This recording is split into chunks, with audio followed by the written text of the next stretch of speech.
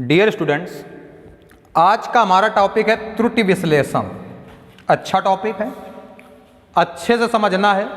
विधिवत समझाऊंगा कि आपको त्रुटियों में कभी कोई दिक्कत नहीं आएगी। तो त्रुटि से तात्पर्य क्या है कि आखिरकार त्रुटि क्या है? सीधी सी बात है, त्रुटि मतलब गलती है कि नहीं? गलती को ही हम क्या कहते हैं? त्रुटि कहते हैं।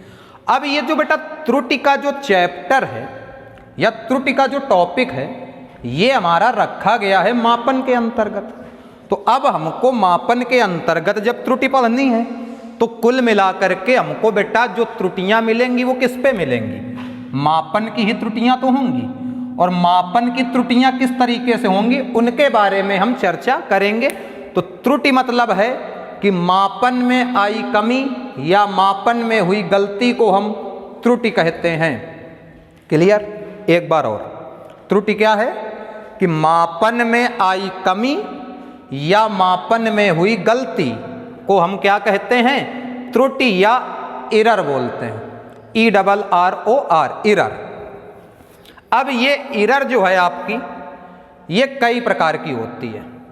पहली है आपकी क्रमबद्ध त्रुटि, इंग्लिश में इसको बोला जाता है सिस्टमेटिक एरर। सिस्टमेटिक एरर से क्या मतलब है कि अब जैसे आप लोगों ने कक्षा 10 में रचनाएं बनाई होंगी तो उस पर बेटा स्केल का प्रयोग किया होगा। स्केल मतलब पटरी। तो अब मान लेते हैं कि पटरी की शुरुआत आपकी 0 से होती है और हमने बेटा आपसे कह दिया कि 5 सेंटीमीटर की कोई रेखा हमको खींच के दिखाइए। तो अगर आपका मापक यंत्र सही है तो आप 5 सेंटीमीटर की रेखा जो है वो आराम से हमको नाप के दिखा सकते हो। लेकिन अगर मान लो पटरी का एक हिस्सा टूटा हुआ है, मान लो वो 0.2 से शुरू है, 0.2 से यहाँ से शुरू है, और फिर हमने आपसे कहा कि हमको 5 सेंटीमीटर की दूरी चाहिए, तो आप देखोगे ये कि जब तक आप मापक यंत्र में 5.2 सेंटीमीटर की दूरी नहीं नापोगे तब तक आपको 5 सेंटीमीटर की माप नहीं मिलेगी। तो मापक यंत्र क्रमबद्ध तरीके से कोई भी माप हम आपको देंगे उसमें 0.2 की गलती करेगा कि नहीं करेगा? अगर हम 6 बोल दें तो आपको 6.2 नापना पड़ेगा। यदि मैं आपसे 7.5 बोल दूं तो आपको 7.7 नापना पड़ेगा। तो ये आपकी हो गई क्रमबद्ध त्रुटि कि अर्थात कोई भी माप आप करेंगे उसमें आपको 0.2 की त्रुटि मिलनी ही मिलनी है। तो क्या हुआ कि क्रमबद्ध त्रुटि का मतलब ये है कि यदि मापक यंत्र में शुरुआती दौर पे ही कोई खराबी है तो आपको क्रमागत गलतियां प्राप्त होती चली जाएंगी। उन गलतियों को हम या उन त्रुटियों को क्रमबद्ध त्रुटि कहते हैं, और ये 3 प्रकार की होती हैं। पहली यांत्रिक त्रुटि, वही कि मापक यंत्र की त्रुटि कि यदि मापक यंत्र आपका थोड़ा सा कम माप कर रहा है या ज़्यादा माप कर रहा है तो मापन में आपको उसी के आधार पर त्रुटियां प्राप्त होंगी। इसके बाद है वातावरणीय त्रुटि कि वातावरण का प्रभाव त्रुटि पे कैसे पड़ता है। अब जैसे मान लो बेटा हवा शांत है और कोई व्यक्ति 40 किलोमीटर प्रति घंटा की रफ्तार से जा रहा है, तो कुल मिला के ये चाल की माप हो गई 40 किलोमीटर प्रति घंटा, कोई दिक्कत? अब अगर इसके सापेक्ष मान लो ये इस दिशा में जा रहा है और इसी दिशा में 5 किलोमीटर प्रति घंटा की रफ्तार से हवा चलने लगे, तो अब ये व्यक्ति कितनी की स्पीड से जाएगा? 45 किलोमीटर प्रति घंटा की स्पीड से जाएगा कि नहीं जाएगा? अर्थात मापन में त्रुटि हो गई। कितने से थे हम? 40 से, हो कितने गए? 45। अब यही बात यदि ये हो कि 40 से जा रहा है इधर और हवा चलने लगे विपरीत दिशा में, तो अब क्या होगा? अब ये इस दिशा में आगे बढ़ेगा 35 किलोमीटर प्रति घंटा की रफ्तार से। तो आप देख रहे हो कि आपने अपनी चाल को कम ज़्यादा नहीं किया है। किसने कम ज़्यादा कर दिया? हवा ने कर दिया। हवा किसके अंतर्गत आती है? वातावरण के अंतर्गत।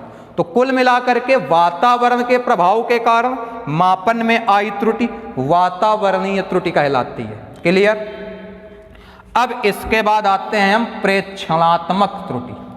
प्रेक्षणात्मक त्रुटि से तात्पर्य ये है कि जैसे मान लीजिए आपको मैंने कोई लाइन 7 सेंटीमीटर मापने के लिए दी और आपने उसका मापन 6.9 कर दिया या 7.1 कर दिया, तो ये आपके प्रेक्षण की त्रुटियां हैं कि आपने 7 की माप को कितना किया, 6.9 किया, 7.1 किया।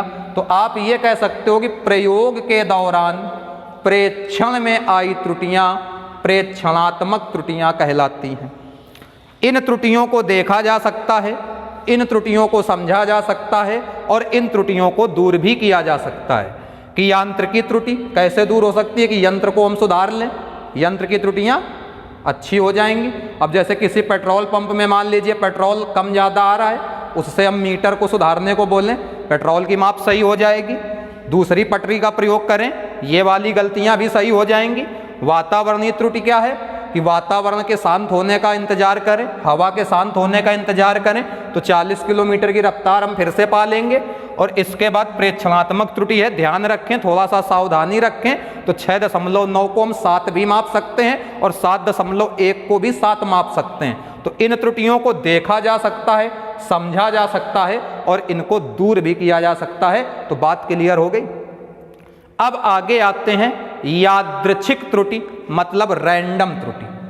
रैंडम त्रुटि से बेटा तात्पर्य यह है कि किसी वस्तु की माप में अनियमित रूप से आई त्रुटियां यादृच्छिक त्रुटियां कहलाती हैं। क्लियर? कि किसी वस्तु की माप में अनियमित रूप से आई त्रुटियां क्या कहलाती हैं? यादृच्छिक त्रुटियां कहलाती हैं। अब जैसे मान लो मैंने आपको एक ये स्केल दिया, इस स्केल में हमने कहा बेटा 5 सेंटीमीटर की दूरी को आप देखिए। तो अब यदि 5 सेंटीमीटर की दूरी पे आपका ये पॉइंट है, अगर कोई व्यक्ति ऊपर से देखेगा, मतलब ऊपर से इस तरीके से यहां से, तो उसको बेटा ये 5 सेंटीमीटर दिखेगा। लेकिन अगर यही कोई व्यक्ति यहां से देखेगा तो ये वाला पॉइंट बेटा इसको कुछ इधर दिखेगा। दिखेगा कि नहीं दिखेगा? 5 से थोड़ा सा कम। और यदि यहां से कोई देखे तो आप देख पा रहे हो कि यही पॉइंट इसको यहां पे दिखेगा। मतलब ये है कि जैसे जैसे हमारी स्थितियों में अनियमितता आती है या रैंडम बेसिस पे हम जाते हैं तो हमारी माप भी जो है वो रैंडम बेसिस पे ही त्रुटि लाती है, जिसको हम बोलते हैं यादृच्छिक त्रुटि।